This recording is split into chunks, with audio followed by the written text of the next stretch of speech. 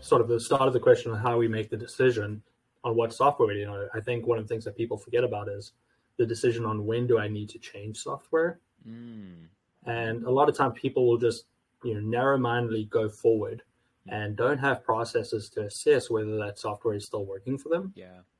And for me, I find that really important. And one of the reasons why I'll say keep throwing money at QuickBooks Connect is that it's one good opportunity for me to go around and just stare at software and ask some questions and see if it makes sense.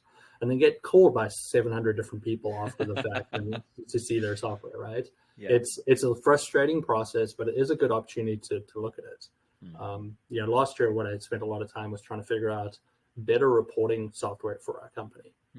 We still haven't made a decision, and it's nearly 12 months since QuickBooks. Interesting. Okay, what were some of the top contenders? Because I've got my thoughts on reporting. So the front runner right now, and we're feeling really good about the sort of trial that we're running at the moment, is Reach Reporting. Ooh, okay. Yeah. Shout out to Nicole McKenzie, who sort of put me down that line. She mentioned that she uses it in her practice. I had actually not really heard of them. But we probably spoke to 12 different companies. And what I quickly realized is that a lot of the software out there say they do reporting, but really what they are is FP&A software focused on forecasts and budgets that happen to have some reporting tools. Interesting. And for our business, we need something that is reporting focused that might happen to have some forecasting and budgeting tools. Interesting. So for me, it's more like we don't do a ton of forecasting and budgeting. We'll do some, but it's, generally shorter term, pretty stationary budgets. When things getting really strategic in the wine space, you actually need to bring in a specialist who either has distribution or sales background, because you can't just say you're going to increase your sales at a winery. It doesn't work that way. You actually need to know where to sell it. So most of what we're doing is short term, or most likely, cash forecasting, right? It's just, we've got harvest coming up. How are we going to pay for these grapes that are coming in? Like, that's all they care about. But reporting, on the other hand, is everybody wants management accounts, but we're trying to find a tool that will make it in a way that these non-accountants, people who haven't necessarily had any experience with financials, are able to actually decipher what we're sending them. Because everybody wants a balance sheet and a profit and loss, but most people can't read a balance sheet or profit and loss. Very true. So we're trying to get something that's just a little prettier, a little bit more graphical, a little bit more, is the most important stuff, that will also be able to just click a button once a month. The report goes in and we just update some commentary. Yep. That's really good. And Reach Reporting, I got to take a look at this. The biggest thing that I'm comparing mine against is LiveFlow.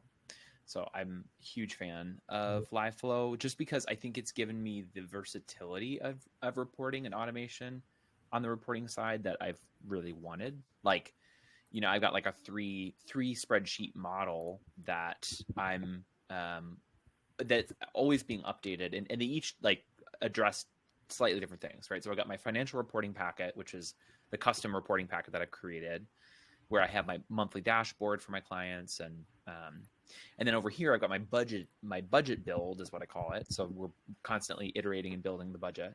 But there's some live data feeds that are coming into there. And then the final piece is the cash flow forecast.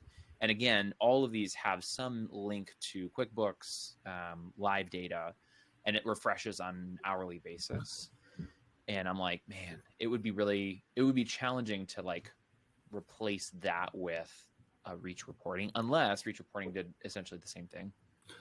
So, I mean, one, Anita's going to hate that I said that we're not going to go with LiveFlow. I saw her at events, and she was really pushing hard for it. One thing for us, just the price point is tough for us for what we needed for. Yep. So that was, one of the factors that we considered.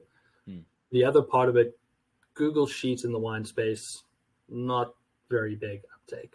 They've mostly just accepted Excel, right? They're all pretty much stuck in the paper world a lot of the time, So it's Google Sheets is a bit of a stretch at this point, and so For right now, we felt like LiveFlow was too much for us. I can see So that. we needed something a little bit more simple, more basic. Hmm. We have 39 people and 155 clients. We need it to be as easy as possible Yeah. to teach to 39 people and 155 clients. And I think that's a great example again of where just the different strategy comes out to a very different reason for why the different technologies. It's like I don't think like LiveFlow is the wrong answer. I don't think reach reporting is the wrong answer. I think it really just comes down to like what is your firm trying to accomplish. And you're talking about like the price point. I didn't even like bat an eye. Like granted, I started with LiveFlow when they were much more affordable. I know they've upped their prices quite substantially since then, but even at the price point that they're at right now, I'm like, well, I easily make that up and more on individual clients that I'm using this for. Yep. And then I like contrast or compare it to something like a Zapier. And I'm like, for the number of automations I run on a monthly basis and the number of spreadsheets and all this kind of stuff, like there's no way that this would be as affordable if I was doing a Zapier. So it's actually cheaper than that. Yeah, and I 100% also agree. If we were very much focused on forecasting and having to update models on a regular basis, LiveFlow would 100% win out. But our reporting is a static 1 month report. Mm-hmm. What happened last month? How did that compare to the previous month and the previous year? What do our 12-month rollings look like? Yep. That's all we care about. Mm-hmm. You know, there's a little bit on cash flow as well, but we're not running models. We're not running updated forecasts on a regular basis for most of our clients. There are some, but for now, what we're just looking for is the ability to quickly create a pretty report that will get people opening the damn report. Yeah, that's true. That's true. So Which did you guys take a look at? I think it's called Digits. we did. Okay. And how did you guys, as you processed through that compared to like reach reporting, what were some of the buying decisions that kind of went through your mind? There were just a couple of things in Digits that they just didn't have that we were looking for. We actually liked it. It was on our top 3. It just, like I said, we spoke to like 12. We actually went down a route with another firm first. I won't mention that name over here. Okay. They've made promises that realistically they shouldn't have, because they just don't have the ability to do what they said they can do.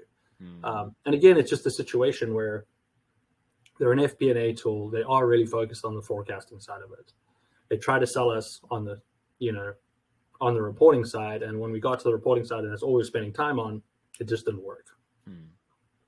And not that it gave us the right information. It just didn't look as pretty. Like there was page break issues, and like it was like I just need these 4 tables on the same page, and like they don't fit. But if I move 1 and 2, which are exactly the same size around, now they fit. Like I don't understand, but I can't have 2 coming for 1 because it doesn't read like a proper story, So it just didn't work, and it's just not their priority. And they should just be honest with us. Like reporting's important, but not that important. We only care about the FP&A stuff. And you think about like exactly what you were talking about before. The thing that's driving the buying decision for you is you want something that is approachable, something that's engaging, that people will actually want to pick up and read. And if you always have to deal with that as like the primary pain point with that potential solution, it's like, well, at that point, it's like, why are we spending money on this thing? Yeah, and we spent a lot of money on it. So. Ease of use is really the number one factor. 39 people, 39 different personalities. Our team ages from like mid-20s to mid-50s. So you need different age groups to be comfortable with it as well. Again, we haven't made a final decision, but we're feeling very good about Reach at this point. Yeah, that's awesome. That's really cool. Well, I already mentioned LiveFlow for me. Again, just knowing the fact that it's just very customizable, and like we talked about, like a lot of my service offering does look more towards like the future forecasting type of stuff. And some people have expressed like, man, cash flow forecasting just takes so much time. And I'm like, if you do it in the way that I've got things set up, it doesn't have to take that long.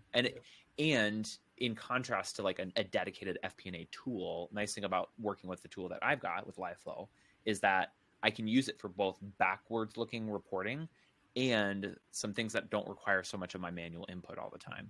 Yeah. So I'm a huge fan of that. What do you go for?